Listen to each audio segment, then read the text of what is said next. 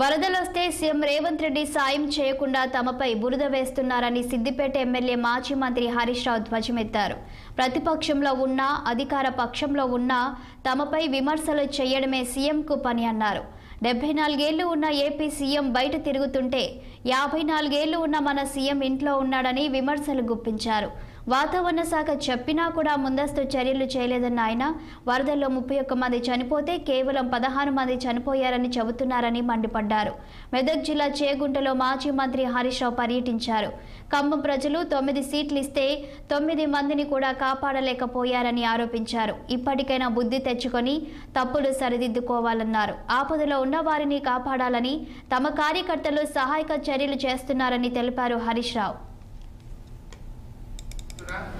సహాయక చర్యలు కూడా చేపడతాం.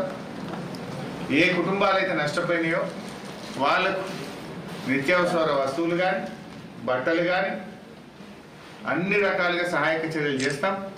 ఇవాళ మా మెదక్ జిల్లా నుంచి కూడా మేము ప్రజల నుంచి పార్టీ నాయకులు కార్యకర్తలను కూడా అందరం కూడా సమీకరించి తప్పకుండా ఇక్కడ నుంచి వాహనాల్లో అక్కడికి వస్తువులను నష్టపోయిన ఖమ్మం జిల్లా ప్రజలకు మహబూబాబాద్ జిల్లా ప్రజలకు పంపించాలని చెప్పి కూడా నిర్ణయించినాం. మెదక్ కానీ దుబ్బాక్ కానీ సిద్దిపేట కానీ గజ్వేల్ కానీ నర్సాపూర్ కానీ మెదక్ జిల్లా మొత్తం పాత మెదక్ జిల్లా నుంచి మేము సేకరించి మరి పెద్ద ఎత్తున విరాళాలు సేకరిస్తాం. మా పార్టీ నాయకులు మేము కాంట్రిబ్యూట్ చేస్తాం, మా కార్యకర్తలు కాంట్రిబ్యూట్ చేస్తారు. మేమందరం కలిసి వరద బాధిత కుటుంబాలని ఆదుకోవాలని చెప్పి కూడా పార్టీ పక్షాన మేము నిర్ణయం తీసుకున్నాం.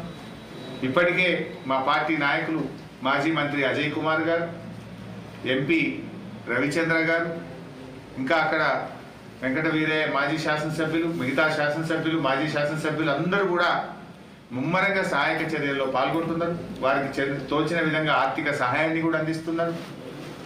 తప్పకుండా బీఆర్ఎస్ పార్టీ ఇతోధికంగా మా శాయశక్తుల వారికి సహాయ సహకారాలు అందిస్తాం.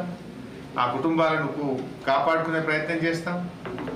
కానీ ప్రభుత్వం ఈరోజు తమ ఫెయిల్యూర్ను ప్రజల ఆగ్రహాన్ని ప్రతిపక్షాల మీదకి మళ్ళిస్తున్నారు.